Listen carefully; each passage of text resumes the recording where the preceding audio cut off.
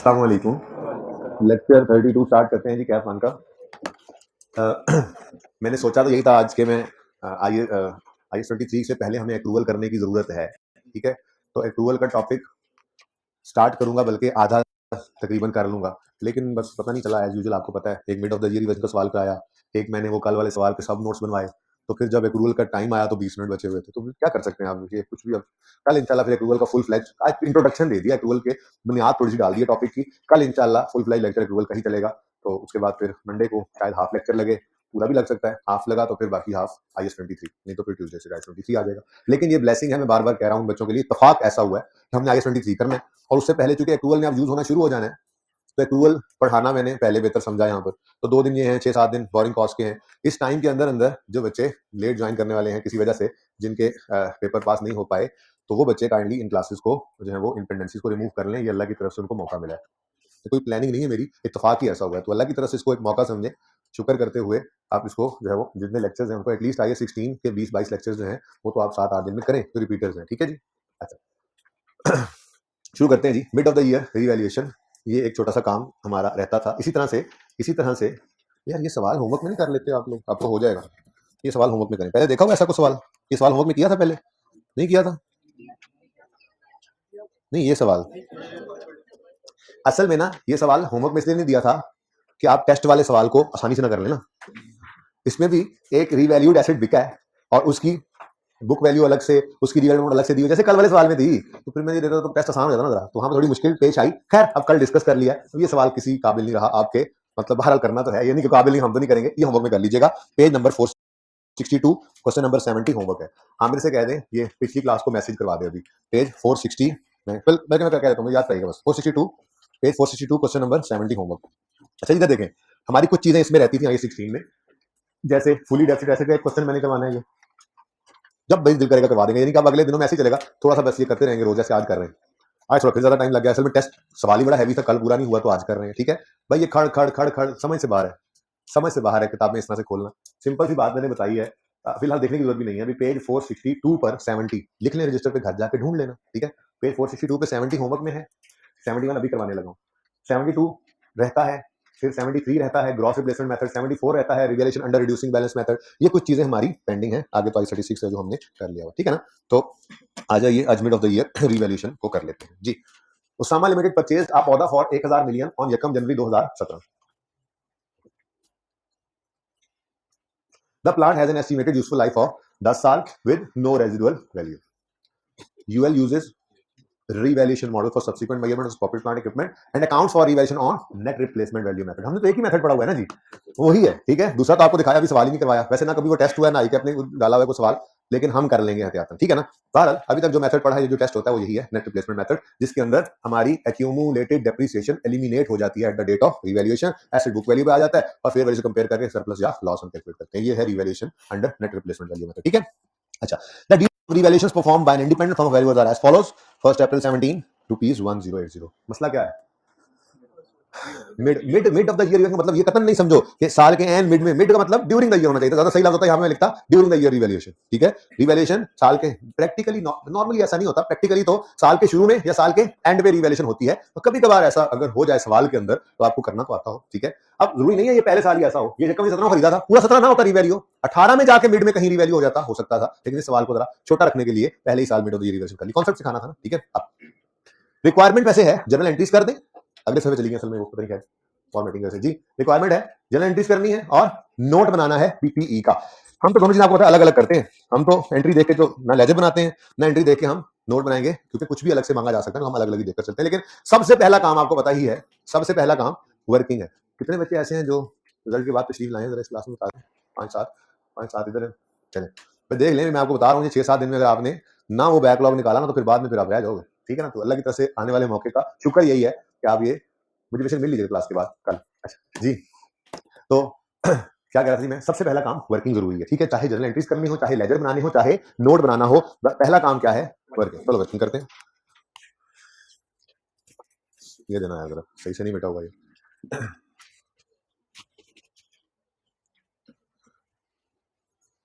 Okay, working number 1, date description, asset का नाम है प्लांट। अच्छा, वर्किंग में एसेट भी लिख ले, कोई मसला नहीं है। हाँ, नोट बनाते हुए या जर्नल एंट्रीज करते हुए वहां पे आपने एसेट नहीं लिखना, ठीक है? ओके जी। प्लांट, रीवैल्यूएशन, सरप्लस और प्रॉफिट एंड लॉस, ठीक है जी। किस दिन एसेट खरीदा? यकम जनवरी 17 पर, कॉस्ट थी 1000, ठीक है? आसान काम है, पहले जरा वर्किंग देख लें फिर कर लीजिएगा, 1 मिनट का पॉज ले लेंगे, ठीक है? साथ साथ जरा कैलकुलेट करें। 31 दिसंबर 2017 आएगा? नहीं नहीं नहीं, उससे पहले कुछ हो गया आज। 31 मार्च पे रोको, एसेट को डेप्रिशिएट करके यहां तक लाओ। 31 मार्च से बुक वैल्यू निकालो और 31 मार्च यानी यकम पहले की बात होती है, इस दिन एसेट को रीवैल्यू करना है। तो 31 दिसंबर तक अभी नहीं जा रहा, रोक दें 3 महीने डेप्रिशिएट करके। तो 31 मार्च, सही है, 31 मार्च 2017 पर डेप्रिसिएशन लेंगे कितने महीने की? कॉस्ट है 1000, प्रेजेंट वैल्यू सवाल में गिवन नहीं, रिवाइज कर लेना, ठीक है? तो एक तो ये एंड वालों की टेंशन जाने लगी रहती है मुझे जी। Cost minus residual value over useful life, सवाल में यूजफुल लाइफ गिवन है जी, हाँ, useful life of 10 years and no residual value, तो डिवाइडेड बाय 10। हाँ जी, 100 क्यों? जब आप ईयर्स से डिवाइड करते हैं, याद करें बचपन में जो फॉर्मूला पढ़ा था आपने, वो डेप्रिसिएशन, पहला दूसरा लेक्चर था, डेप्रिसिएशन एक्सपेंस जो था स्ट्रेट लाइन में, वो पर ईयर निकलता था। जब आप ये करते थे, cost divided by life minus residual value करते थे, cost minus residual value divided by useful life जब आप करते थे, तो ये पर ईयर डेप्रिसिएशन आती थी, ठीक है ना? तो ये पर ईयर डेप्रिसिएशन आई क्योंकि ईयर्स से डिवाइड किया। अगली किसी बात की तैयारी कर रहा हूं, ठीक है ना जी?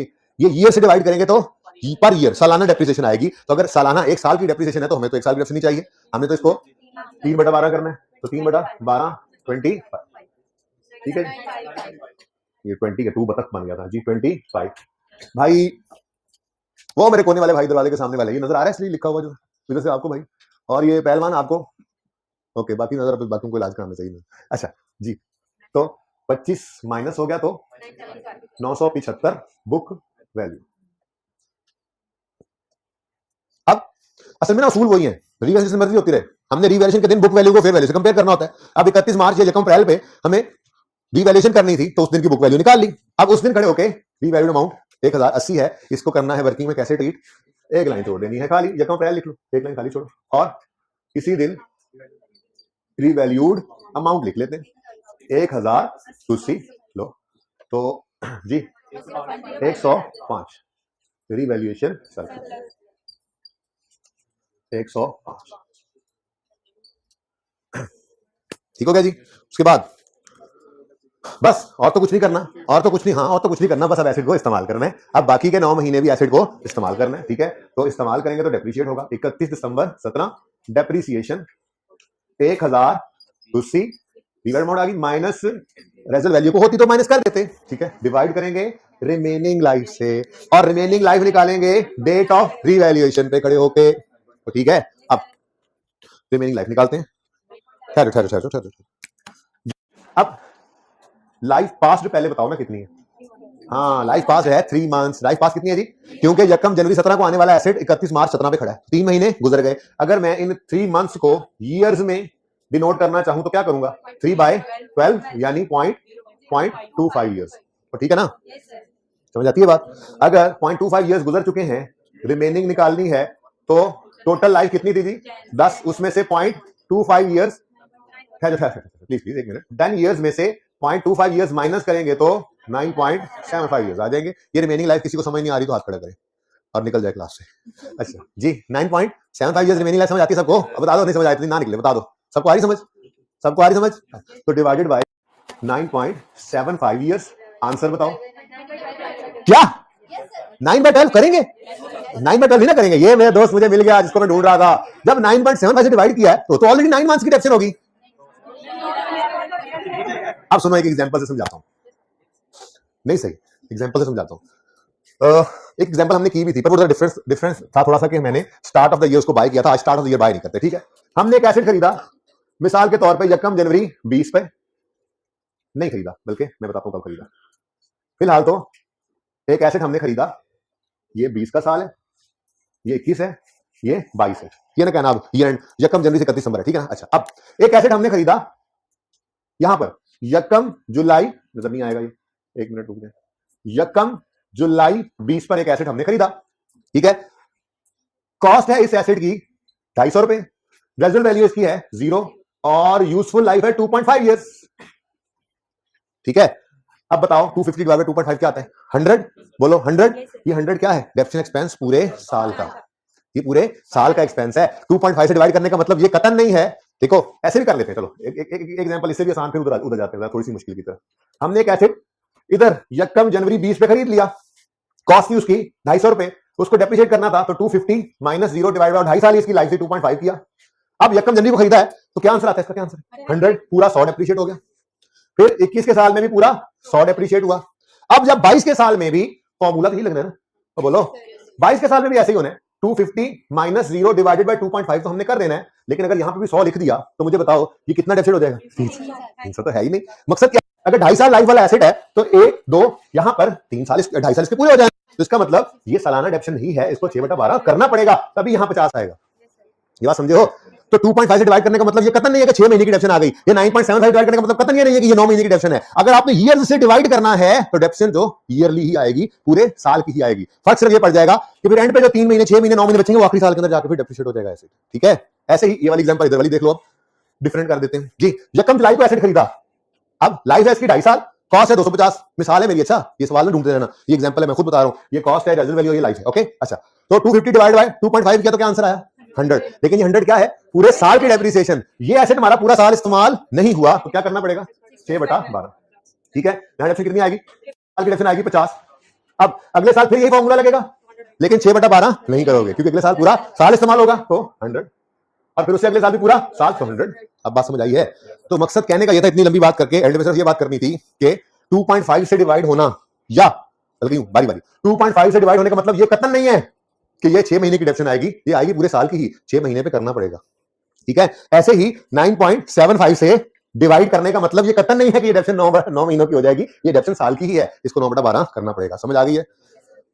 इनटू 9 बाय, बच्चे ज्यादा है ना, सांस ही सारी ऑक्सीजन तो चूस जाते हैं। और हशर के साथ नशर कौन करेगा? 105, इसकी रेजिडुअल वैल्यू कोई नहीं होती, divided by 9.75 years, divide by ये 9.75 एंड वालों 9.75। अगेन ये पूरे साल की ट्रांसफर की फिगर बनती है, पूरा साल नहीं। 3 महीने डेप्रिसिएट हो चुका था एसेट, अभी सिर्फ 9 महीने डेप्रिसिएट हुआ, तो इंक्रीमेंटल डेप्रिसिएशन भी सिर्फ 9 महीने। वैसे यहां पे तुम सोचते ही नहीं है, जो हशर वही नशर, इनटू 9 बाय 12 83 एंड 8 997। ये तो सही है ना? बस सवाल खत्म हुआ, क्योंकि रिक्वायरमेंट यहीं तक की ही है। वैसे इधर सुन लो, वैसे अगली बात, अगर अगले साल डेप्रिशिएट करते एसेट को तो क्या करते? 1080 माइनस 0 बटा 9.75 और फ्रैक्शन ना लगाते और वो पूरे साल की डेप्रिसिएशन होती, ठीक है। किसी को कंफ्यूजन तो नहीं आप? वैसे ना ये काम हमने कई दफा पहले किया, अब साढ़े वाला काम हमें आता है, ठीक है ना। बस ये याद रखना, साढ़े पौने सवा ईयर्स अगर डिवाइड हो जाए तो 10.5 पौने 11 8.5 इस तरह के साल अगर डिवाइड हो तो परेशान नहीं होना। साल से डिवाइड हुआ है तो डेप्रिसिएशन पर ईयर ही है, उसको आपने मंथली करना है अगर पूरा साल इस्तेमाल ना किया हो। मैंने प्रूव कर दिया छोटी सी एग्जांपल में, ठीक है। सही है ना? अच्छा जी, आप क्या जर्नल एंट्रीज कर लें? ऐसे मेरा दिल कर रहा है पहले डायरेक्ट नोट बनाए, ऐसे डायरेक्ट नोट बनाएंगे ना। जर्नल एंट्रीज पे आप नजरें डालते हैं, जर्नल एंट्रीज पे बड़े बदतमीज हैं आप लोग, आपने जर्नल एंट्रीज पे नजरें डालते हैं। हम वर्किंग से पहले डायरेक्ट नोट बनाते हैं, एंट्रीज तो करनी है, ठीक है। मैंने हालांकि पिछली क्लास में पहले जर्नल एंट्रीज की है, मैंने कहा ये देखो ये नहीं है, फिर भी देख रहे थे।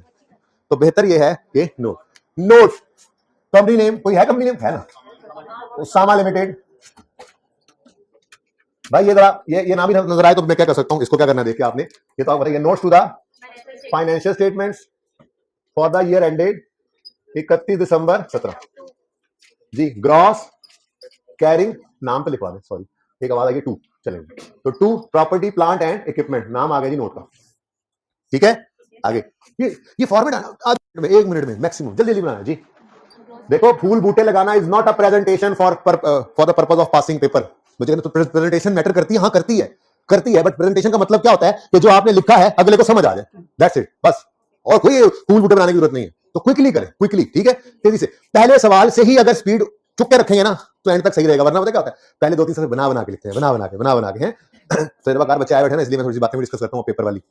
पहले 2-3 सफे बना के लिखते हैं, और जब आगे बढ़ता है पर्चा आहिस्ता आहिस्ता स्पीड बढ़ती है, राइटिंग नीचे, और आखिरी 4-5 सफों में तो खुद दोबारा देखने पर समझ नहीं आती क्या लिखा हुआ है, कि मैंने लिख क्या गया हूं। तो इससे बेहतर क्या है, एक तो नया बॉल पॉइंट ना हो, चलता हुआ बॉल पॉइंट हो जो प्रैक्टिस में चल रहा था वो लेके जाएं, और वहां पे पहला ही सवाल स्पीड से करना है, शुरू से ही स्पीड को। तो ये ये फॉर्मेट बनाना है, ये फूल बूटे नहीं बनाने, ऐसा हो के बस अगले को समझ आ जाए। स्पीड से बोलो। ओपनिंग,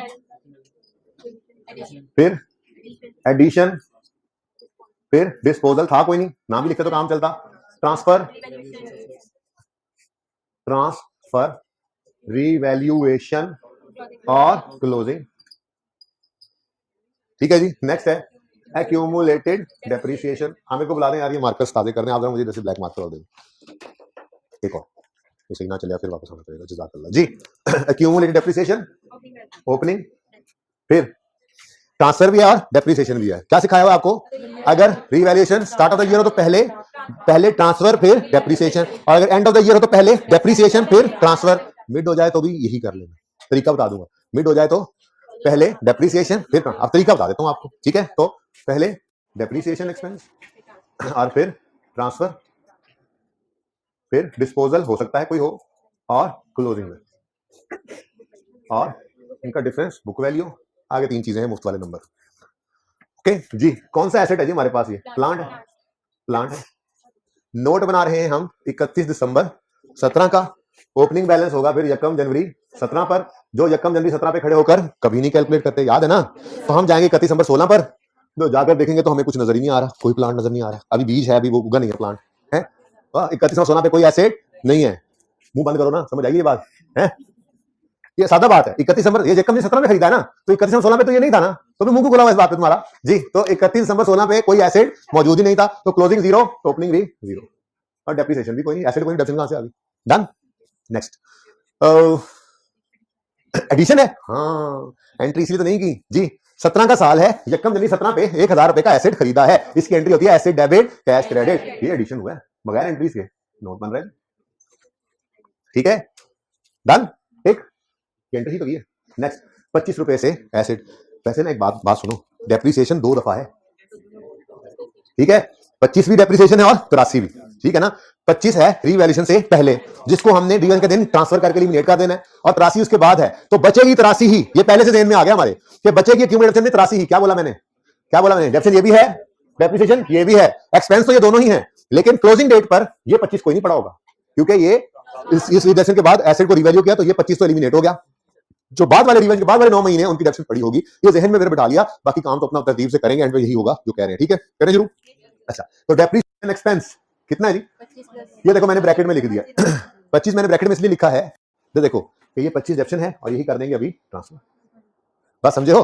अगर किसी ने यहां लिख दिया तो कोई मसला नहीं, फिर जब बाद में 83 याद है तो इसको काट के यहां पर 83 भी लिख लेना। ये मेरी बात समझे हो? ये बात समझ आइए?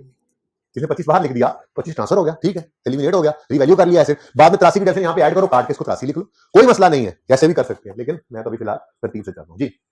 तो एसेट खरीदा और 25 रुपए की डेप्रिसिएशन चार्ज की, 31 मार्च पे एंट्री हुई, depreciation expense debit accumulated depreciation credit. बनता तो था इसको यहां लिखते, लेकिन सारे साल की होती तो यहां लिखते, क्योंकि अभी मजीद डेप्रिसिएशन आनी है, इसलिए ये 25 मैंने यहां पे लिखने की बजाय इधर लिख दिया, कोई मसला नहीं। अब डेप्शन हो गई 3 महीनों की, ये एक्यूमुलेटेड डेप्शन के अंदर पड़ा है, ये 25 पड़ा है। अब हमने इस एसेट को क्या करना है? रिवैल्यू। तो रिवैल्यू के दिन जितना बैलेंस एक्यूमुलेटेड डेप्शन में पड़ा हुआ है वो ट्रांसफर कर दें। अब ये देखो कितना बैलेंस पड़ा है, सिफर, ओपनिंग है, 25 आया तो एक ये 25। मिसाल के तौर पे यहाँ 10 पड़ा होता तो ट्रांसफर कितना करते? मिसाल अगर यहाँ पे 100 पड़ा होता तो ट्रांसफर कितना करते? 100। बात समझ रहे हो ना? ओपनिंग प्लस रिवैल्यूएशन पहले वाली डेप्रिसिएशन, इसीलिए पहले मैंने डेप्रिसिएशन लिखवाई, ट्रांसफर बाद में रखी। ओके, ये समझ आया है? लेकिन 100 हुआ, पड़ा कितना है, और मजीद डेप्शन आई कितनी साल? 25। अब टोटल कितना क्यूमुलेट हुआ पड़ा है रिवैल्यूएशन का दिन? 25। यहां से भी देख लेते हैं, सीखा हुआ है, रिवैल्यूएशन के दिन खड़े होकर देखते हैं ये एसेट कभी इस दिन से पहले रिवैल्यू तो नहीं हुआ, नहीं हुआ तो फिर डेट ऑफ परचेज से डेट ऑफ रिवैल्यूएशन तक की डेप्शन पड़ी होगी। डेट ऑफ परचेज क्या है? यकम जनवरी 17, डेट ऑफ रिवैल्यूएशन यकम अप्रैल 17, इसके दरमियान की डेप्रिसिएशन सिर्फ 25, तो 25 ही एक्यूमुलेटेड यहां से भी नजर आ रही है। ठीक है, तो 25 रुपए की एंट्री करो, एक्यूमुलेटेड डेप्रिसिएशन डेबिट, ये ट्रांसफर किया हमने, सॉरी ट्रांसफर, और सॉरी खुद ही मान ली गलती जी। 25 से ये कह रहा था, सॉरी मैं यहां पहले लिखता रहूं, तो दोबारा वो बात सुनो फिर, अगर यहां पे लिखता हूं, नहीं दोबारा जी। सिफर है, 25 आया तो ट्रांसफर कितना हुआ? 25। अगर यहां पे ओपनिंग में 100 पड़ा होता तो 100 जमा 25 125 ट्रांसफर करते, ये बात तो समझा रहा था मैं, ठीक है ना? चलो वापस जी। तो ओपनिंग कुछ नहीं था, 25 की डेप्शन आई पड़ी थी। अब हमने एसेट को क्या किया? रिवैल्यू। क्या किया? तो रिवैल्यू के दिन क्या करोगे? ट्रांसफर। चुप करके बैठो, रिवैल्यू के दिन क्या करेंगे? ट्रांसफर, एक्यूमुलेटेड डेप्रिसिएशन डेबिट और एसेट क्रेडिट, डिस्पोजल कोई नहीं, क्रेडिट। एंड वाला नजर आ रहा है? एक्यूमुलेटेड डेप्रिसिएशन एंड वालों, एक्यूमुलेटेड डेप्शन डेबिट 25 से नजर आ रहा है सबको? एक्यूमुलेटेड डेप्शन डेबिट और एसेट क्रेडिट, डन। उसके बाद मैं आपको याद ही कहता था कि इस कॉलम को छुपा लो जब पीपीई का मेन नोट बना रहे हो, और जब रीवैल्यूएशन सरप्लस की मूवमेंट बनाने लगो तो फिर इसको छुपा लो। बस समझ आइए ना। तो अभी इसको छुपा लो और बताओ रीवैल्यूएशन के दिन क्या हुआ है। 105 से प्लांट बढ़ गया, 105 से प्लांट बढ़ गया, यानी प्लांट डेबिट। तो रीवैल्यूएशन 105, ना सरप्लस लिखा हुआ है ना लॉस लिखा हुआ है, लॉस होता तो माइनस आ जाता, ठीक है ना। तो क्लास को, पूरी क्लास को हम रिवैल्यू करते हैं ना, तो या फिर सरप्लस आएगा या लॉस आएगा, एक ही बात में दोनों चीजें तो नहीं ना आ सकती, ठीक है। तो बताओ 10 निशानी है अकल वालों के लिए कि सवाल सही है, रिवैल्यू हो गया। और इस वक्त अगर देखें ना, इस वक्त अक्यूमुलेशन 0 है, क्यों? जितनी आई थी डेप्रिसिएशन एक्सपेंस वो सारी ट्रांसफर होगी, लेकिन ये mid of the year revaluation हुई है। अभी एसेट ने इस साल वजीर चलना है, चलना है तो हाँ साहब डेप्रिशिएट होना है, डेप्रिशिएट होना है तो हाँ डेप्रिशिएट होना है तो एक्सपेंस रिकॉर्ड करेंगे, ठीक है। चलें शुरू करें। 83 एंट्री, इसको छोड़ो भाई, मेन नोट में इसका कोई ताल्लुक नहीं है, पता है ना आपको। ये तो रीवैल्यूएशन सरप्लस की मूवमेंट बनाते हुए आता है, ये तो रीवैल्यूएशन सरप्लस का लेजर है, ये एसेट का लेजर है। तो पीपी का नोट तो एसेट अक्यूमुलेशन में, एसेट और अक्यूमुलेटेड से जाते हैं ना वहां पे, ठीक है। तो यहाँ पर 83 की डेप्रिसिएशन आई, तो 83 से depreciation expense debit accumulated depreciation credit, oh sorry 10। अच्छा अभी देखो यहां पर आप सिंपल क्या लिख सकते हो, वर्किंग नंबर 1 ही है ना, दोनों फिगर्स वहीं से आएंगे, ठीक है, कोई मसला तो नहीं। चलो जी, डिस्पोजल कोई नहीं है, तो ये कितना है, ये होना ही पहले ही बताया था, होना ही क्या था 83, यही कहा था ना हमने, पहले जेन बना दिया था कि ये 25 तो ट्रांसफर होकर नील हो जाएगा, तो फिर एंड पे पड़ा कितना होगा 83। 1080 से 83 माइनस करो जी 997। रीवैल्यूएशन मॉडल है, स्ट्रेट लाइन है, आवाज बंद होगी, स्ट्रेट है। और अब 10 लिखे 9.7 लिखे, दोनों लिख लें, दोनों लिख लें। 9.75 ईयर्स से 10 ईयर्स रेंज लिख के बता दो ये लाइफ ऊपर यूज हुई है। वैसे किसी ने 9.7 लिख दिया तो भी सही है, कोई इतनी बड़ी बात नहीं है, लेकिन दोनों लिख लो, क्या मसला है।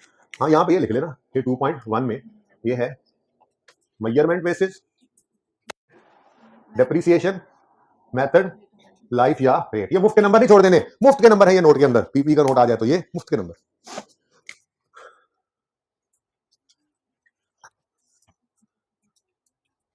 जी 2.2 में क्या करोगे, last revision was perform by Messrs Salam फलां ऑन 31 अप्रैल 17, ठीक है। फिर 2.3 में had there been no revision, आसान है ना, इसलिए मैं इस सवाल में नहीं करवा रहा, और वो टेस्ट वाले सवाल के अंदर ये सब बनाता हूं, रिवाइज हो जाएंगे, मसला हो तो बता देना, ठीक है। तीसरा चलो यहां पे लिख देते हैं ना, लास्ट रिवैल्यूएशन। चलो नेक्स्ट है had there been no revaluation, book value, किस चीज, प्लांट है, प्लांट है, book value of plant would have been rupees इतने, ठीक है। अब छोटी सी वर्किंग कर लेते हैं, ठीक है, यहां कर लेते हैं वर्किंग नंबर 2 जी। हमें चाहिए क्या, बहुत आसान है, बुक वैल्यू, कॉस्ट कितनी है 1000, अगर रीवैल्यूएशन ना होती तो यही 1000 डेप्रिशिएट होता, और एक साल ही तो गुजरा है क्योंकि हमने खरीदा है इसको 1 जनवरी 17 पे, और हम ये बुक वैल्यू निकाल रहे हैं एज ऑन 31 दिसंबर 17, तो एक ही साल गुजरा है, इंटू 1, बस कहानी खत्म, 900, ठीक है। तो ₹900 और वर्किंग नंबर 2 जी। कोई क्वेश्चन, रिवैल्यूएशन ना होती तो एसेट की बुक वैल्यू ये होती, ठीक है ना। रिवैल्यूएशन हो गई है तो एसेट की बुक वैल्यू 997 हो गई है, यूजर को बता रहे हैं रिवैल्यूएशन हो गई है, रिवैल्यूएशन मॉडल पे रिवैल्यूएशन अमाउंट डिडक्शन है ना, यूजर को बता रहे हैं रिवैल्यूएशन के बाद बुक वैल्यू इतनी है, अगर ये रिवैल्यू ना होता तो बुक वैल्यू इतनी होती, ठीक है। Last movement in opening balance, फिर अरोज, याद है अरोज, अच्छा ये अलग ही कर लेते हैं, अरोज ड्यूरिंग द ईयर अलग कर लेते हैं, और एडजस्टेड को अलग कर लेते हैं, ठीक है। एडजस्टेड क्या होता है ना, ट्रांसफर अलग, वो अलग है।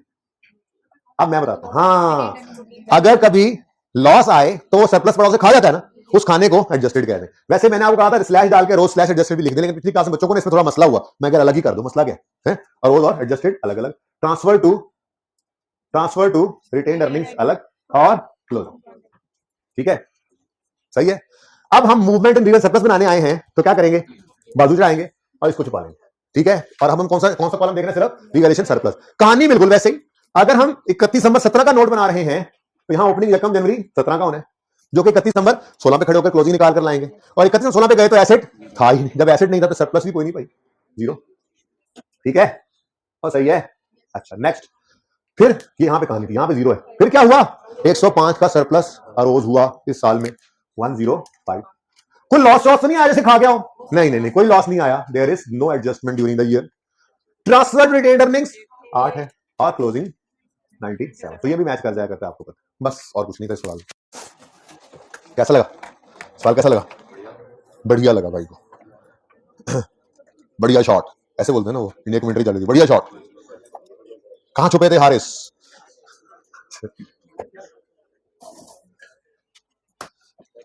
मानना होगा। अच्छा जी, वैसे बारिश भी हो सकती है साउथ अफ्रीका के मैच में ना। ऐसे ही बस जरा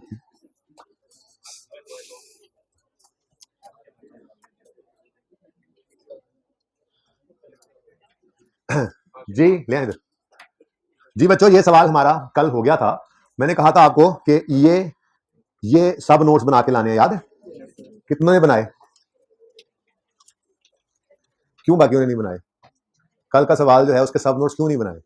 आपकी क्लास में ना मेरा ब्लड प्रेशर हाई होता है और FIR 2 वालों को बेचारों को कोई मुसीबत आती है। पहली क्लास में ठीक होता है, फिर आप कहते हैं हम पढ़ने वाले बच्चे हैं। आपकी क्लास में 3-4 बच्चों ने सिर्फ होमवर्क किया ये, और दूसरी क्लास में तकरीबन 30-40 बच्चों ने किया था। अब खुद आप फर्क का अंदाजा लगा लें, ठीक है ना? तो रिजल्ट भी ऐसे ही फर्क आएगा इंशाल्लाह। अगर आपने पढ़ना शुरू ना किया तो पढ़ना शुरू कर दें तो इंशाल्लाह अच्छा आएगा, ठीक है?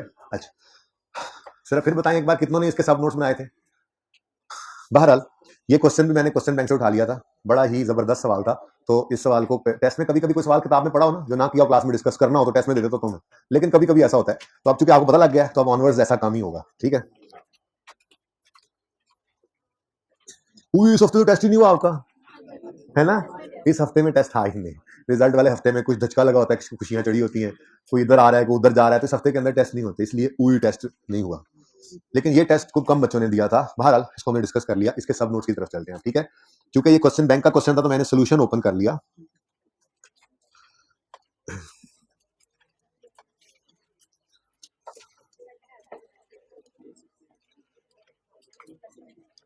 अच्छा जी, ये क्वेश्चन है, इधर देखें प्लीज। ये क्वेश्चन है जिसमें नोट की मेन बॉडी, बस नाम बदल दिया था मैंने, ऑर्चर्ड को ओमेगा कर दिया था। ये हमने नोट की मेन बॉडी बना ली हुई है, ऐसे ही है, बोलो। और तो और इसके नीचे हमने ये भी लिख लिया था, और यहाँ पर हमने क्या यूज किया था? यहाँ पे क्या लिखा था हमने कल? 30 ईयर्स की जगह बट 29 ही लिखे। फिर जब क्लास में ये लिख दिया था तो फिर 29 ही लिखे, ठीक है? ओके, इससे परेशान नहीं होना आपने, जो आपने किया वो सही किया, कॉन्फिडेंट रहा करें जिंदगी में, ठीक है? अच्छा, बाकी इतना बड़ा फर्क भी कोई नहीं है। ओपनिंग में डेफिनेशन पड़ी थी वो तो इसी में कैलकुलेट चल जाता है, बहरहाल आप जो रिसेंट वही यूज किया करें, ओके? अच्छा, पेज नंबर की जरूरत नहीं है। पेज नंबर का क्यों नाम लिया आप लोगों ने? आपने पेज नंबर पे नहीं जाना, आप अपने सोल्यूशन पे, जहां पे आपने खाली सभा छोड़ा हुआ सब नोट्स बनाने के लिए, घर पे भी खाली रहा, अकल भी खाली पड़ी है, दिमाग भी खाली, स्लेट की तरह साफ सुथरा, पर्चे तक कैसी ले जाओगे क्या?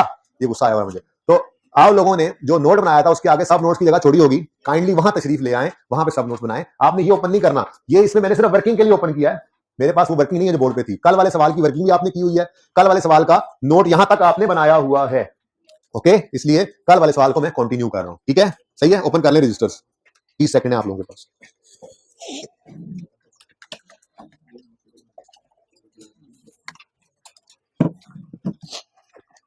अच्छा जी सुने, सोल्यूशन में आपको पेज 122 पे जाने की जरूरत नहीं है, जाना है तो फिर बेशक जाके काट लेना, लेकिन खड़ ज्यादा नो बता रहा हूं। पेज 122 पर जहां पे सोल्यूशन है, इसके अंदर एक सब नोट बना हुआ है, detail of property plant equipment of during the year. ये मैंने आपको बताया था कि ये गलत नोट नहीं है, लेकिन गलत वक्त पे बना हुआ है, यानी FAR 1 में कंपनीज एक्ट एप्लीकेबल नहीं है।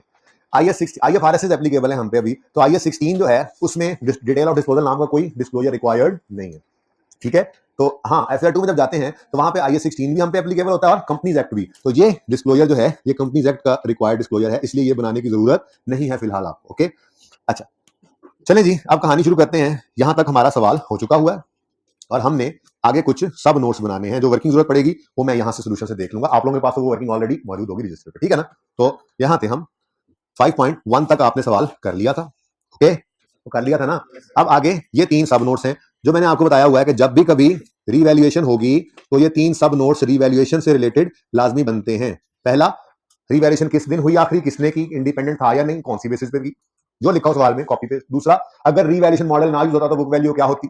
तीसरा, मूवमेंट इन रीवैल्यूएशन सरप्लस, ठीक है? तो करें शुरू। सबसे पहला, revalued amount of building as determined by Nazim consultants and independent valuer on 31 December 15 and 17 was इतने मिलियन एंड इतने मिलियन रिस्पेक्टिवली। लिख देते हो, कर लो सही, कर लो। अच्छा जी, यहाँ पे क्या लिखोगे? अब 2 रिवैल्यूएशन हुई है ना, मैंने आपको कहा था सिर्फ 17 के सब नोट्स बनाने हैं, और वैसे भी अगर आपने यहाँ पर लिखना है ना तो आखिरी रिवैल्यूएशन के बारे में लिखना है कि वो कब हुई, 15 वाली लिखने की जरूरत नहीं है, सिर्फ 17 का लिखेंगे। तो क्या लिखोगे बोलो? क्या लिखोगे? लास्ट रिवैल्यूएशन ये सिर्फ ये करके आना था, अल्लाह माफ करे। Last revaluation was performed on 31 December 15 by Najeeb, sorry 17 by Najeeb consultants and independent firm of valuers, independent नहीं, independent valuer, perform on 31 December 17 by Najeeb consultant independent valuer. आगे कुछ लिखो तो वो भी लिख देते हो, ऑन द बेसिस ऑफ फलां फलां मार्केट वैल्यूज या फलां जो भी होता है बच्चे में वो लिख देते हैं। नहीं है तो बस ठीक है, इतना काफी है। ठीक है, डन जी। नहीं नहीं, क्योंकि हमने वहां पे लिखा हुआ है ना मेरे दोस्त कि प्लांट रिवैल्यूएशन मॉडल पर है ही नहीं, जब कॉस्ट मॉडल पे है तो फिर किसकी रिवैल्यूएशन हुई होगी? बिल्डिंग की ना बेटा। ठीक है, अच्छा नेक्स्ट। हाँ, अगर मल्टीपल हो तो फिर आप बता दोगे, ठीक है ना। मल्टीपल हो तो यहाँ पे तो एक कॉस्ट मॉडल पे, एक रिवैल्यूएशन मॉडल पे। अगर 3-4 एसेट हैं, उसमें से 4 एसेट्स हैं, 2 क्लास में रिवैल्यू हो रही है, 2 नहीं हो रही, तो फिर आपको लिखना पड़ेगा। यहाँ पे तो नहीं जरूरत है, सीधी सी बात। अच्छा जी, नेक्स्ट क्या है? अगर रिवैल्यूएशन ना होती, had there been no revaluation book value of buildings. ऐसे भाई की बात में बार बार ना मुझे लग रहा है कि आप कंफ्यूज ना हो रहे हो, यहाँ पे ऐड कर ही लें लास्ट रिवैल्यूएशन ऑफ बिल्डिंग्स। भाई की बात मान लेते हैं। असल में ना कुछ बच्चों के चेहरे पे ना थोड़ी सी आ रही थी कंफ्यूजन, तो बस ठीक है लिख दो, ये लिख लो लास्ट रिवैल्यूएशन ऑफ बिल्डिंग्स। ठीक है, तो सही है। Was performed on 31 December 17 by Najeeb consultant and independent firm of valuers. ठीक है, आगे कुछ और अंग्रेजी लिखी हो तो वो भी कॉपी पेस्ट करनी है, सिखाया हुआ है आप लोगों को। ओके, अच्छा जी। Had there been no revaluation book value of buildings would have been, ऐसे लिखते होते थे ना, had there been no revaluation book value of buildings would have been rupees इतने, और उसके लिए अब वर्किंग नंबर 4 को छोड़ो, बाद में देखते हैं, पहले जरा ये सारा काम कर लेते हैं। वैसे कितने बच्चों ने घर पे ये सब नोट्स बनाए थे? पास होने वालों के हाथ देख लो, देख लो, पास होने वालों के हाथ देख लो, देख लो। बाद में ऐसे हाथ करने वाले नहीं आते। हाइब्रिड में किस किसने किया था? बार हाथ खड़ा करें। हाइब्रिड में आप लोग तो हाइब्रिड वाले अच्छे पढ़ रहे हैं। फीमेल स्टूडेंट में हाइब्रिड में किसी ने नहीं किया ये सब नोट्स माशाल्लाह से हैं? अच्छा जी भाई, अब हम क्या कह रहे हैं? हम कह रहे हैं रिवैल्यूएशन होती ना सिरे से तो फिर क्या सूरत हाल होती? तो कब हमने ये एसेट खरीदा था? ये देखो, बिल्डिंग यकम जनवरी 15 को खरीदी थी, कॉस्ट थी 66 और लाइफ थी 30 साल। ठीक है, स्ट्रेट लाइन मेथड। रिवैल्यूएशन नहीं, तो यही तो कह रहे हैं, रिवैल्यूएशन ना होती तो फिर इसको बस सिर्फ छुपा लो, बाकी सब डाटा यूज करते हैं। ठीक है, तो यकम जनवरी 15 को आपने एसेट खरीदा, एंट्री करेंगे बिल्डिंग डेबिट कैश क्रेडिट 600 से, सही है।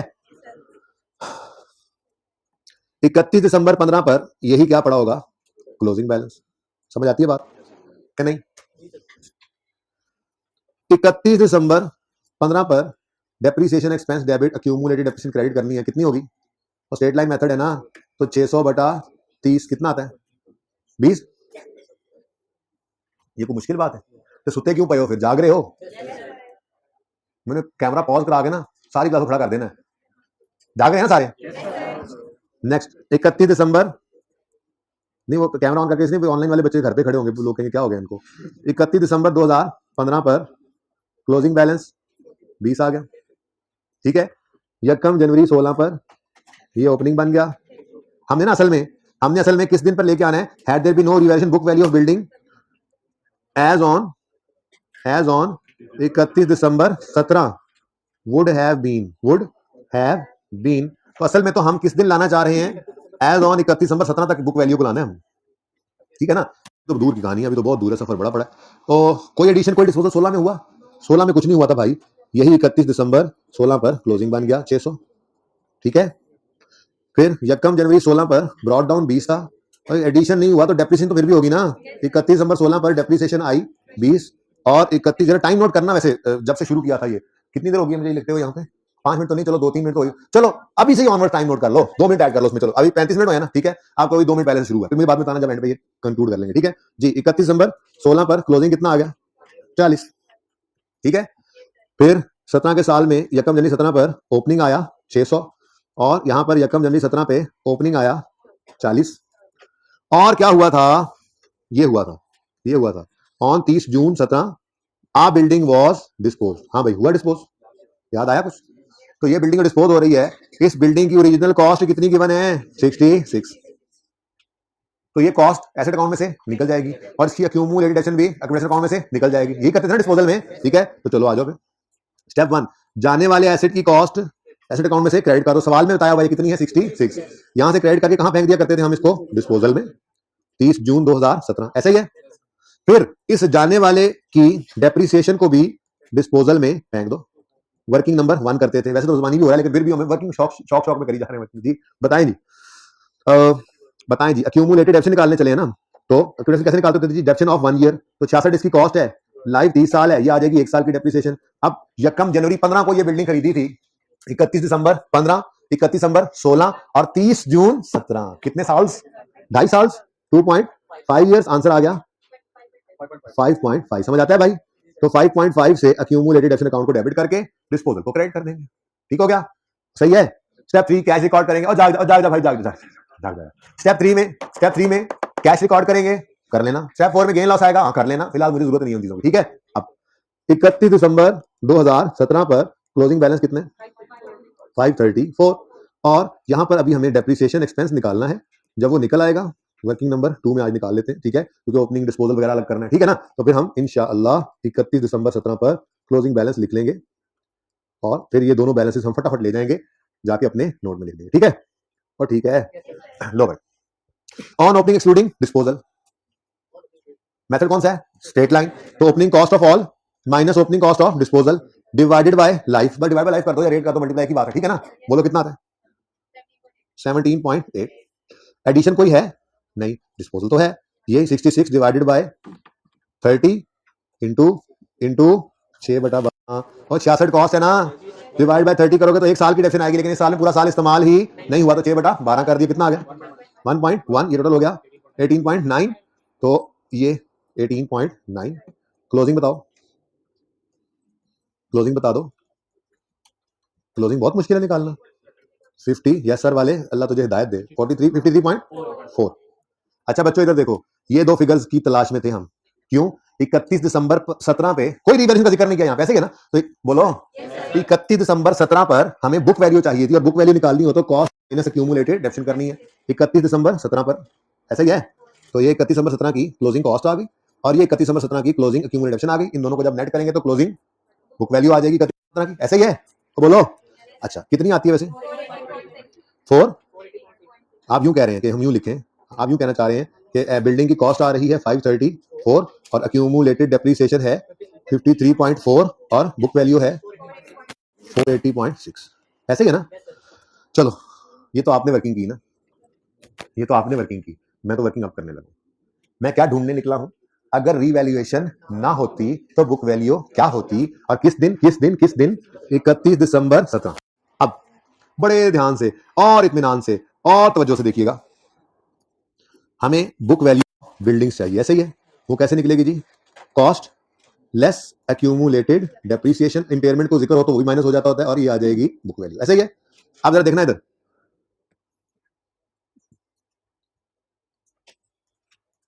अज्यूम करें डिस्पोज होने वाला एसिड कभी था ही नहीं। देखें हमने किस दिन हमने ये चीज निकालनी है जी? 31 दिसंबर 17 पर, ऐसे ही है ना। तो 31 दिसंबर 17 पर खड़े होकर क्या ये डिस्पोजल हमारे पास मौजूद है? वैसे बोलो और यार, एक एसिड अगर 30 जून को बिक जाए, जगा दो इसको, एक एसिड 30 जून पे बिक जाए, अगर एक एसिड 30 जून पे बिक जाए, क्या देख रहे हो नीचे? मोबाइल देख रहे हो? नहीं, नींद आ रही थी? नहीं, किताब पढ़ रहे थे? किताब में कुछ पढ़ने वाली बात है? मैं यहाँ पढ़ा रहा हूँ जी। अगर 30 जून पर एक एसिड बिक जाए तो क्या 31 दिसंबर 17 पे वो पड़ा होगा? क्या 30 जून 17 पे एक एसिड बिक जाए तो 31 दिसंबर 17 पे पड़ा होगा? नहीं ना। अब मुझे ये बुक वैल्यू किस दिन चाहिए? 31 दिसंबर 17 पे। तो मैंने कहा अज्यूम करो डिस्पोज होने वाला एसिड कभी था ही नहीं। तो इतने गुस्से से ना मार्कर यूज करें जी। तो 600 में से 66 माइनस कर दो, कितना आता है? 534। अगर वो कभी था ही नहीं तो समझो वो उसकी कॉस्ट ही सवाल में गिवन है ना। ये देखो, ये 600 कॉस्ट है सबकी कॉस्ट, और ये डिस्पोजल की कॉस्ट, ये क्या? डिस्पोजल की कॉस्ट, ठीक है। ओरिजिनल कॉस्ट ऑफ डिस्पोजल कितनी है? 66। तो मैं कह रहा हूँ ये 66 वाला कभी था ही नहीं, अज्यूम करो कभी था ही नहीं। जब कभी था ही नहीं तो फिर 31 और 17 पर जो बिल्डिंग्स बनी उनकी कॉस्ट कितनी होगी? 534, क्योंकि ये तो था ही नहीं कभी। अब जब ये कभी था ही नहीं तो फिर इसकी डेप्शन को भी फिर लिफ्ट मत कराओ। हमारे पास बिल्डिंग्स थी ही कितनी कॉस्ट वाली? 534 वाली। तो 534 फिर गुस्सा 534 माइनस 0 करना, कर लो, रिजल्ट वैल्यू तो है नहीं वैसे, डिवाइडेड बाय 30, ये आ जाएगी 1 साल की डेप्रिसिएशन। अब हम क्या कह रहे हैं, ये बुक वैल्यू चाहिए 31 दिसंबर 17 पे, ये बिल्डिंग्स खरीदी थी यकम जनवरी 15 पे, यकम जनवरी 15 से 31 दिसंबर 15, 31 दिसंबर 16, 31 दिसंबर 17, कितने साल गुजर गए, इंटू 3 करो, आंसर क्या आता है? सुबह 53.4, यही आया, चेक करो जरा, ऐसे से करे थे ना, ऐसे से जी, ये ऐसे 53.4 देखो, रोल के निकला और यहाँ 1 मिनट में निकला, सही है। तो आप बेशक रूल लीजिएगा, अगर फंस जाए तो, मैं तो नहीं रूलूंगा, ये वर्किंग है मेरी, फिर गुस्सा जी। तो बुक वैल्यू बताएं, 480.6, ये बुक वैल्यू मैंने निकाली और ये बुक वैल्यू आपने, ठीक है। अच्छा सुने, हुआ क्या है असल में, पता तो हो ना, ये शॉर्टकट पहले नहीं बताया, पहले जरा लॉन्ग कट से कर लिया काम। हुआ क्या, देखिए जो एसेट बिक गया, हम बुक वैल्यू किस दिन निकालना चाह रहे हैं, 31 दिसंबर 17 पे, तो जो एसेट 31 दिसंबर 17 पे बिक गया है, वो एसेट अपनी कॉस्ट यहां से निकाल लेगा, 17 से पहले बिक गया ना, तो क्या क्लोजिंग डेट पे वो पड़ा होगा, नहीं पड़ा होगा, तो हमने कहा नहीं, वो है ही नहीं, कॉस्ट में उसकी कॉस्ट है ही नहीं, 31 दिसंबर 17 पर इस एसेट की कॉस्ट में होनी है, हमने कहा समझो कभी है ही नहीं था। अगली बात, उसकी डेप्रिसिएशन आती रही, मैंने माना आती रही, लेकिन डिस्पोजल के दिन उसको क्या कर दिया, डेबिट, तो क्या इस क्लोजिंग के अंदर उसकी डेप्रिसिएशन पड़ी होगी, तो जब उसकी कॉस्ट में से निकल गई 31 17 से पहले, और उसकी सारी डेप्रिसिएशन प्रोडक्शन में से निकल गई 31 17 से पहले, तो अज्यूम कर लो कभी वो था ही नहीं, जिंदगी आसान हो गई। 31 17 में खड़े होकर आप कहो बिल्डिंग ही सिर्फ 534 की हमने खरीदी थी, ये कम जनवरी 15 पर बिल्डिंग्स खरीदी ही 534 की, भाई ये बात अगर यहां कैलकुलेट कर रहा था तो फिर ये गलत होता, क्योंकि 31 दिसंबर 16 पर तो ये एसेट पड़ा था ना। अगर मैं 31 दिसंबर 16 पर बुक वैल्यू निकालना चाहूं तो फिर 600 ही रखूंगा, ये बात समझ आ रही है। हाँ, 31 दिसंबर 17 पे आने से पहले अगर कुछ बिक गया है, हम क्या कहेंगे, समझो कभी था ही नहीं, ठीक है। अगर कभी था ही नहीं तो फिर कॉस्ट इतनी, ठीक है, और जब यही कॉस्ट है तो उसी को डेप्रिसिएट कर लो। असल कहानी आपके सामने है कि क्योंकि एसेट बिक गया तो अपनी कॉस्ट को यहां से ले गया और अक्यूमुलेटेड एसेट को भी यहां से ले गया, क्लोजिंग में ना उस जाने वाले एसेट की कॉस्ट पड़ी है, ना ही उस जाने वाले एसेट की अक्यूमुलेटेड एसेट के अंदर उसकी अक्यूमुलेटेड डेप्रिसिएशन पड़ी हुई है, डिस्पोजल में फेंक दिया हमने, ठीक है। तो इसलिए ये शॉर्टकट है, पर्चे में ऐसे ही कर लेंगे, ये है आंसर 480, ठीक है। 1 मिनट, अभी नहीं, 480.6 जी, जी फरमाएं आप बेटा, फिर वो सवाल में देखेंगे ना, इस सवाल में हो रहा है ये एंड। नेक्स्ट, अगर वाले सवाल के अलावा कोई सवाल, ये देखें, ये शॉर्टकट,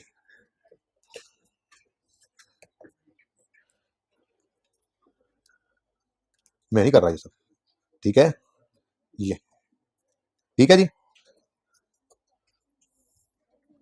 इतनी लेंथी काम के बाद नतीजा तो यही निकला, तो डायरेक्ट निकाल लेंगे, ठीक है।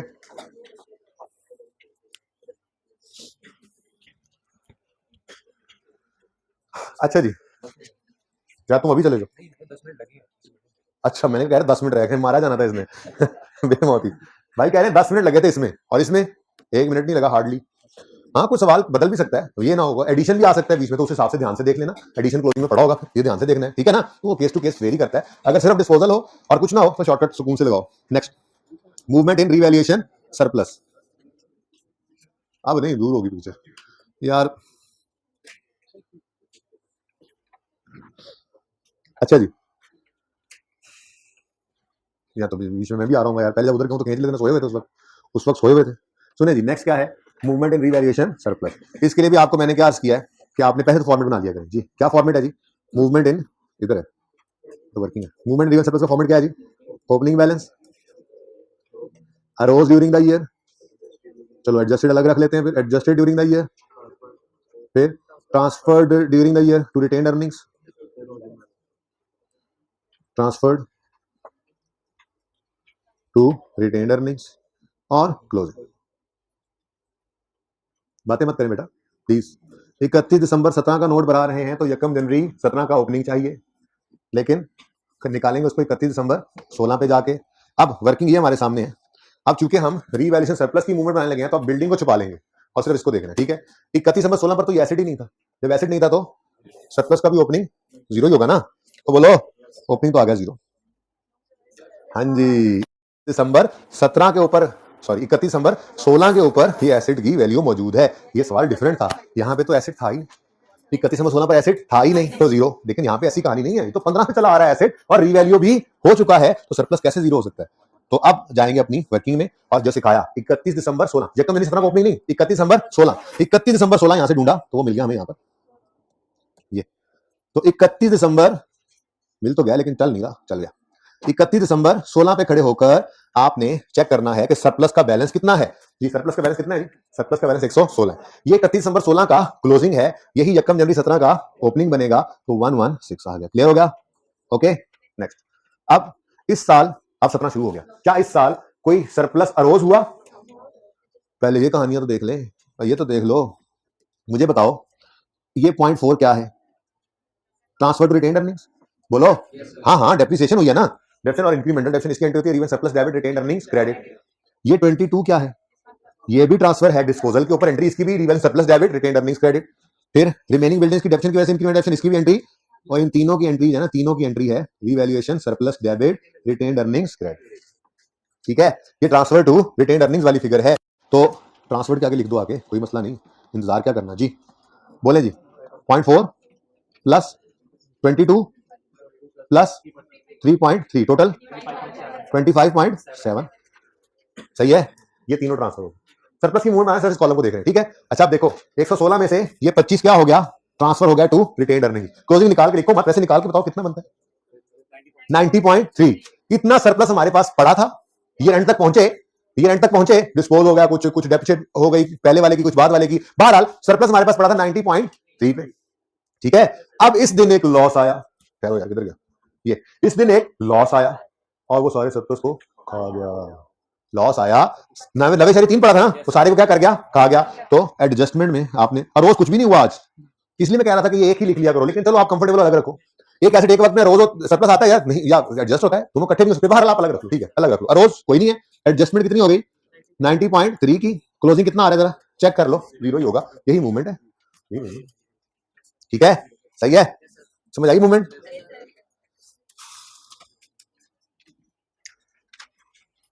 और लास्ट नोट था चेंज इन एस्टीमेट का, इसलिए तो देर लग गई है, मैं एक्रूवल को कहा नहीं सका, सवाल ने जान ही नहीं छोड़ी। ठीक है, कोई बात नहीं, जो करें अच्छे से करें, हैं जी, ये नहीं आगे दौड़ पीछे छोड़। बच्चे बराबर है एनरोलमेंट्स में, भाई कल चेक लगवाएं। ये कोई ड्रामा फ्रॉड लगा रहे हैं और मान भी नहीं रहे हैं भाई, मान लो मैंने कहा कुछ नहीं कहूंगा, मानना भी नहीं, कल चेक लगा देंगे। अपनी क्लास में बैठा करें, सुबह वाली क्लास का बच्चा कोई इधर ना हो, अपनी क्लास में बैठा करें, इधर लगा लिया, और हाइब्रिड का बच्चा हाइब्रिड में बैठेगा, कल से चेक लगवाते हैं, मेहरबानी करके अपनी क्लास में बैठिएगा। अच्छा जी, अब चेंज इन एस्टीमेट है, एस्टीमेट चेंज हुआ है कि नहीं हुआ? बोलो। ये देखो ड्यूरिंग 17, अब 17 की सब नोट्स बना रहे हैं ना, OL change method of depreciation from straight line to reducing balance, new rate is 10%। तो हम लिखेंगे during 17 depreciation method is change from straight line to reducing balance. Rate ना भी लिखो तो काम चलेगा, इनफ है। क्या लिखो? During 17 depreciation method change from straight line to reducing balance, effect of this change is as follows. लिखना चाह रहे हो रेट तो लिख लो, लिख लो 10% रिड्यूसिंग बैलेंस है तो फिर स्ट्रेट लाइन का भी रेट निकालो ना, इसका भी रेट निकालो। ये प्लांट है ना, प्लांट, बोलो 1/25 याद है पहला लेक्चर, लाइव से रेट निकालना हो तो 1 ओवर लाइव कर दो, रेट निकल आएगा। रेट कितना है जी? 4। तो अगर रेट लिखना चाहो तो, अच्छा नहीं लिखोगे तो बार बार कह रहा हूं, कोई मसला नहीं, नंबर मिल जाएंगे, लेकिन कोई लिखना चाहे तो फिर यूं लिख सकते हैं। अब हम किधर गया, इधर ही था सवाल, ये हम यहां लिखेंगे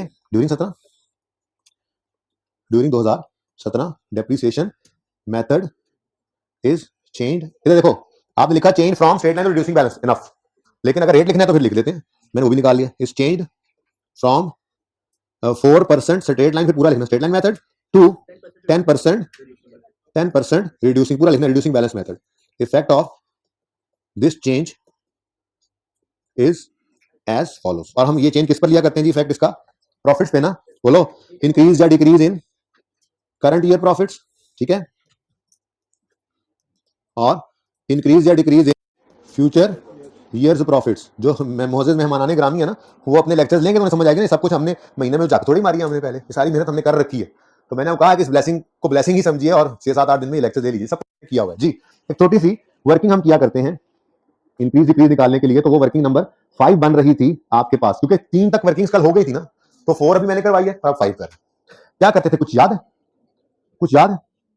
करंट ईयर लिखते थे और फ्यूचर ईयर, कुछ ज्यादा ताजा हो रही है, करंट ईयर और फ्यूचर ईयर्स।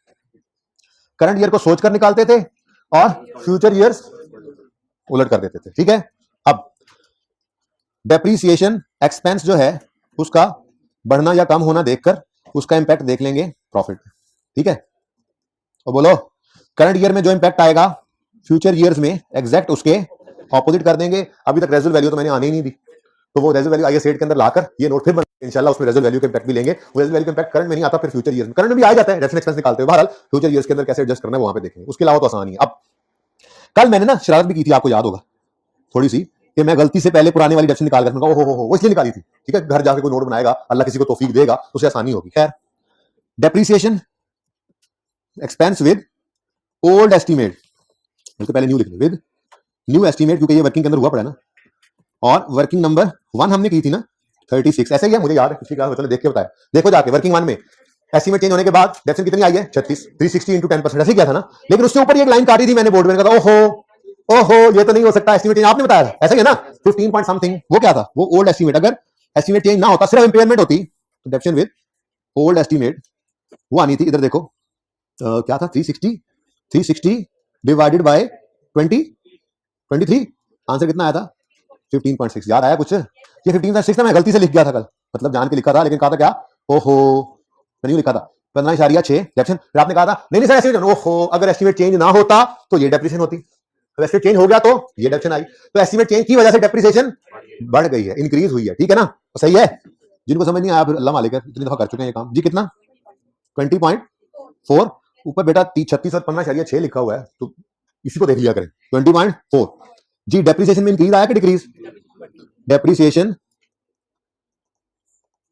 इंक्रीज हुई है, ठीक है, ओके, अब डेप्रिसिएशन एक्सपेंस 20.4 से बढ़ गया, जिस एक्सपेंस के बढ़ने की वजह से प्रॉफिट 20.4 से कम हो गया, ठीक है, अब ये करंट ईयर इज ओवर, ठीक है, अब फ्यूचर ईयर्स के अंदर आपने जस्ट बगैर सोचे समझे उलट कर देना इसको, क्योंकि आपको याद है हमने सोच सोच के समझ के प्रूव कर करके 3 4 5 सवाल किए थे, ठीक है ना, उस नतीजे पहुंचे थे कि बस होता तो ऐसा ही है, पर्चे में टाइम जाया नहीं करना। लो भाई, तो करंट ईयर के प्रॉफिट में डिक्रीज आया, बोलो decrease in current year profits और increase in future year profits 20.4, ठीक है जी, ये नोट्स आपके हो गए, सब नोट्स पूरे विद एडिशनल वर्किंग्स, ठीक है जी, ये आपके सवाल का हिस्सा था, जल्दी करें, फिर अप्रूवल 5 मिनट में करके फिर छुट्टी।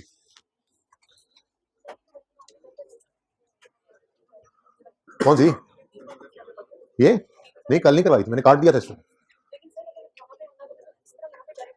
वहां पे करनी भी नहीं थी, करनी ही यहाँ पे थी, वो लिख के काटा हुआ है, हाँ तो बस वो नहीं करना था ना, अगर करना था तो ऐसे ही करेंगे ना पर्चे में बेटा, पर्चे में वो नहीं करना, वर्किंग 360 पे पहुंची हुई थी, ये 360 बटा 23 सोच के यहां पे करना है, बस वहां पे तो नहीं करना।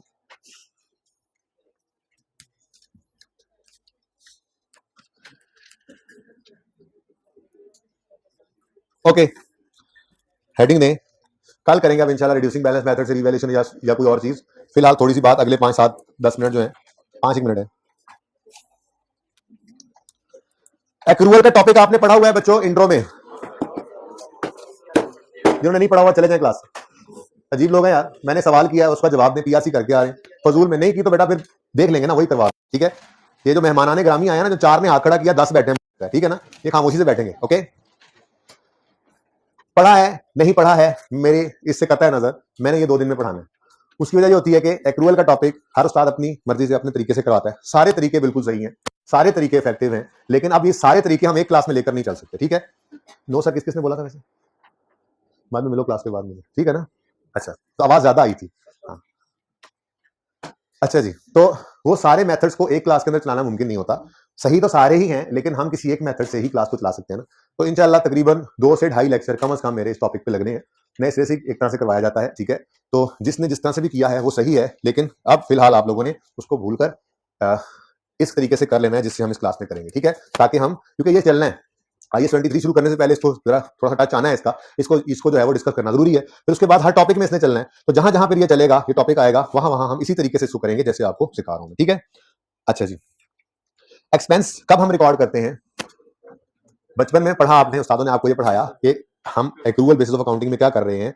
अगर हमने कोई सर्विस यूज अप कर ली है या कोई गुड्स यूज अप कर ली है, रिसीव कर ली है, कंज्यूम बेसिकली कर ली है, उसे क्या कर सकते हैं हम एक्सपेंस, उसको क्या कहते हैं हम एक्सपेंस, क्या मतलब, आपने 1 महीना बिजली इस्तेमाल कर ली, 1 महीना खत्म होने के बाद वापडा वालों ने आपको बिल भेजा, क्यों भेज लिया उन्होंने, क्योंकि आपने बिजली कंज्यूम की है, तो फिर आप भी क्या कहेंगे, हाँ हमारा एक खर्चा हो गया जिसका नाम है इलेक्ट्रिसिटी एक्सपेंस, तो इलेक्ट्रिसिटी एक्सपेंस कब इनकर होता है और आपने कब रिकॉर्ड करना होता है, इनकर कब होता है, जब आपने इलेक्ट्रिसिटी यूज कर ली, तो आपने एक एक्सपेंस कर दिया, इनकर हो गया, ठीक है, अब जब ये इनकर हो गया है तो इसको रिकॉर्ड करो, ये मुलाजिम रखा, आपने पूरा महीना उससे सर्विसेज ली, महीने का एंड हुआ वो तनख्वाह लेने आ गया, क्या वो हक पे है? बिल्कुल हक पे है। आपका एक खर्चा हो गया है, नाम उसका है सैलरी एक्सपेंस। इनकर हो गया खर्चा कब? जब सर्विसेज दे ली एम्प्लॉइज ने 1 महीना। तो अगर सर्विसेज दे ली है उसने तो आप खर्चा रिकॉर्ड करो, नाम क्या है खर्चे का? Salary expense. दो एग्जांपल्स, पहला इलेक्ट्रिसिटी, दूसरा सैलरी। तीसरा, आपने एक दुकान ली किराए पे और 1 महीने तक उसमें आपने दुकान अपनी चलाई, यानी उस दुकान को इस्तेमाल कर लिया। महीने के बाद दुकान मालिक आया और आके उसने बोला मुझे किराया दो, क्या वो हक पे है? बिल्कुल। क्यों? क्योंकि आपने 1 महीना सर्विसेज यूज कर ली, उसकी बिल्डिंग यूज कर ली है, तो 1 महीने के एंड पे आप कहेंगे कि हाँ जी हमारा एक खर्चा हो गया, एक एक्सपेंस इनकर हो गया। क्या इनकर होने का मतलब क्या है? सर्विस यूज अप कर ली। अब अगर इनकर हो गया तो रिकॉर्ड करो। तो एक्सपेंस कब रिकॉर्ड करते हैं? When it is incurred. When it is incurred. और इनकर्ड का मतलब क्या होता है? गुड्स के केस में या सर्विसेज के केस में जब हम उनको यूज अप कर लेते हैं, यानी कंज्यूम कर लेते हैं। गुड या सर्विसेज जब यूज अप कर लेंगे, कंज्यूम कर लेंगे, तो एक्सपेंस इनकर हो गया, उसको क्या कर लो? रिकॉर्ड कर लो। कैश पे करो चाहे ना करो, ये मटेरियल है। क्योंकि कैश पे होने पर अगर एक्सपेंस रिकॉर्ड करो तो फिर तो आप cash basis of accounting use कर रहे हो, एक्रूवल यूज नहीं कर रहे हो। बात समझे हो? यानी आपको बाबदा की तरफ से बिल रिसीव हो गया, आपने पे नहीं भी किया, इस महीने का बिल है तो इस महीने का एक्सपेंस रिकॉर्ड करोगे। आप कहोगे इलेक्ट्रिसिटी एक्सपेंस डेबिट। अगर पे कर दिया है तो electricity expense debit cash credit करोगे, पे नहीं किया तो electricity expense debit electricity payable credit करोगे। आपने सर्विसेज यूज कर ली एम्प्लॉय की तो आप सैलरी एक्सपेंस रिकॉर्ड करोगे। कैश पे कर दिया तो एंट्री करोगे salary expense debit cash credit, नहीं किया तो salary expense debit payable credit. आपने दुकान को इस्तेमाल 1 महीने के लिए इस्तेमाल कर लिया, अब रेंट इनकर हो गया है, रिकॉर्ड करना लाजमी है। कैश पे कर दोगे तो एंट्री करोगे rent expense debit cash credit, नहीं पे करोगे तो एंट्री करोगे rent expense debit rent payable credit. बात समझे हो? ठीक है। अब ये वाली बातें थोड़ी सी जहन में रखते हुए हम इधर आए और हमने देखा, मिसाल के तौर पे हमारा साल है 2022, ठीक है। अब 2022 के अंदर अगर हमने सर्विसेज यूज कर ली हैं, 2022 में हमने सर्विसेज यूज कर ली हैं, लेकिन हमने अभी तक उन सर्विसेज के अगेंस्ट पेमेंट नहीं की, तो क्लोजिंग डेट पे खड़े होकर हम खुशी महसूस करेंगे या गम? लायबिलिटी फील करेंगे या एसेट? लायबिलिटी हम पे सर्विसेज यूज कर चुके हैं लेकिन उसके अगेंस्ट अभी पेमेंट नहीं की, ठीक है। तो मैं अगर आसान अल्फाज में इस एग्जांपल में, मेरा करंट ईयर कौन सा है? 2022 के हिसाब से अगर मैं बात करूं तो 2022 के हिसाब से क्लोजिंग डेट पर पेबल कब आएगा? जब इस तरह से लिखा हो मैंने कि सर्विसेज आर यूज्ड अप, यानी कंज्यूम्ड। गुड्स भी हो सकते हैं लेकिन मैं सर्विसेज की बात कर रहा हूं, ठीक है ना। फिलहाल मुश्किल तो ये है, सर्विसेज आर यूज्ड अप यानी कंज्यूम्ड इन 2022। सर्विसेज कब यूज कर ली है जी? 2022 में। But cash will be paid in 2023। तो फिर क्या हुआ? ये हमारा साल अगर 22 हो तो क्लोजिंग डेट पे हम पे ये लायबिलिटी है। क्लोजिंग डेट पे हम पे क्या है? लायबिलिटी है। क्लोजिंग में पेबल लायबिलिटी है। क्यों? सर्विसेज यूज कर ली हैं, पैसे अभी तक नहीं दिए, ठीक है। ऐसे ही अगर ओपनिंग पेबल की बात करेंगे तो वो क्या होगा कि सर्विस वर यूज्ड अप इन पिछला साल इन 2021, but cash will be paid in 2000।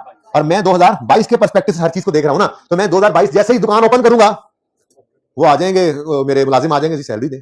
फिर क्या हुआ? सर पिछले साल सर्विसेज दे दी थी, पैसे नहीं आए थे, तो पिछले साल के एंड में जब क्लोजिंग में पेबल था वो साल के स्टार्ट में पहले दिन क्या हो जाएगा? पेबल। ऐसे ही वैसे ये लेजर मैंने पिछली क्लास बना दी थी लेकिन आपकी क्लास पर दोबारा कल बनाऊंगा, टाइम खत्म हो गया, बस ये 2 बातें सुनिए और फिर छुट्टी करते हैं। ऐसे ही होमवर्क दे दिया ना, कौन सा?